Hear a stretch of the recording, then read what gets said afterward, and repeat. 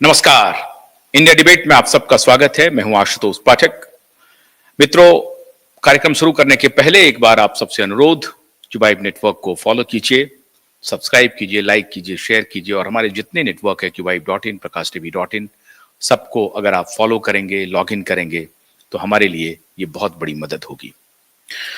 अब कार्यक्रम की शुरुआत करते हैं। मित्रों, ऐसा लग रहा है कि जब आप अहंकार में आ जाएं, आपको लगने लगे कि सारी दुनिया आपसे गवर्न होती है और आप किसी का भी कुछ भी बिगाड़ सकते हैं, आपका कुछ नहीं बिगड़ सकता और आप इस मद में चूर हो जाते हैं।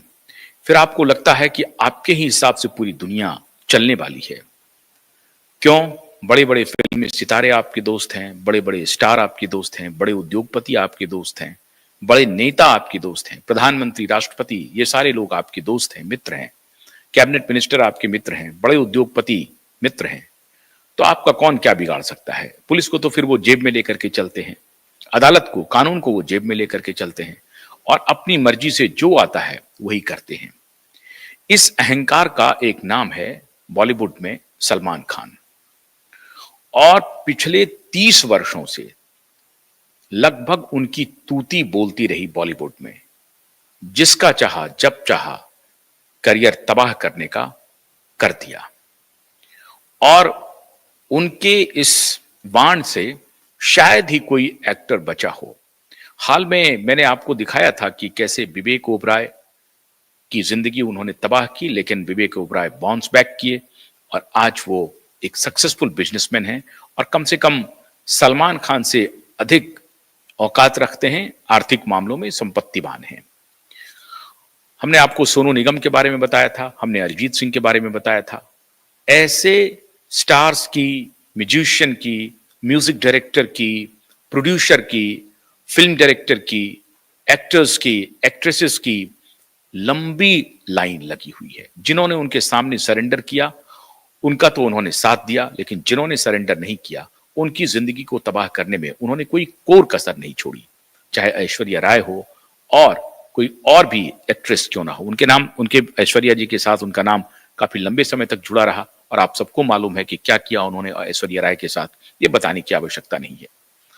सलमान खान पिछले 30-35 वर्षों से कहा जा रहा है कि बाबा सिद्दीकी के जरिए और ऐसे ही बाबा सिद्दीकी जैसे और अपने साथियों के जरिए अंडरवर्ल्ड से उनका बहुत गंभीर रिश्ता रहा है और अंडरवर्ल्ड की धाक पे, ठसक पे उन्होंने जिसको भी चाहा, जिस फिल्म प्रोड्यूसर को चाहा, जिस डायरेक्टर को चाहा, अपनी मर्जी से नचाया।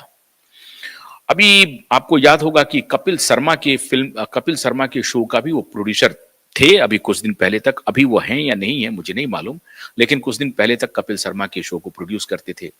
छोटे स्क्रीन पर भी उनकी तूती बोलती थी। बिग बॉस जैसा एक बहुत ही वाहियात किस्म का रियलिटी शो लेकर के आए, बहुत लेकिन हिट हुआ। क्या करेंगे आप, इस तरह के शोज को अगर परोसेंगे तो उनके व्यूअर्स भी आपको मिल जाएंगे, वो भी हुआ।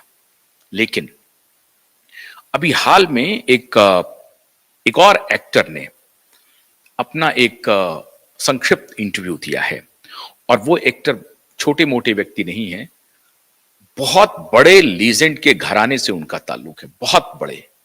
और वो लीजेंड है और कोई नहीं, मुकेश। ऐसे मधुर संगीतकार, ऐसे मधुर गायक, गीतकार, संगीतकार। और आप समझिए कि वो गीतकार कोई और होता था, संगीतकार कोई और होता था, लेकिन आवाज जब मुकेश की होती थी तो ऐसा लगता था कि वो गीतकार भी वही है, संगीतकार भी वही है। इस तरह की मखमली आवाज थी मुकेश की। उनके पोते नील नितिन मुकेश, उनका एक इंटरव्यू आया।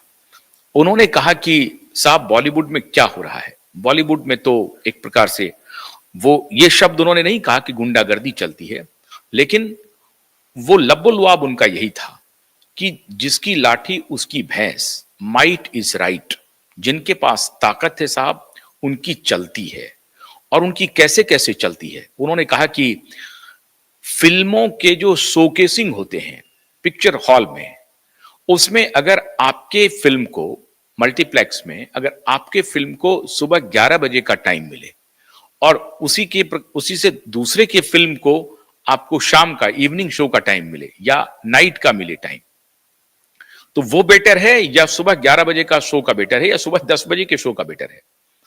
ये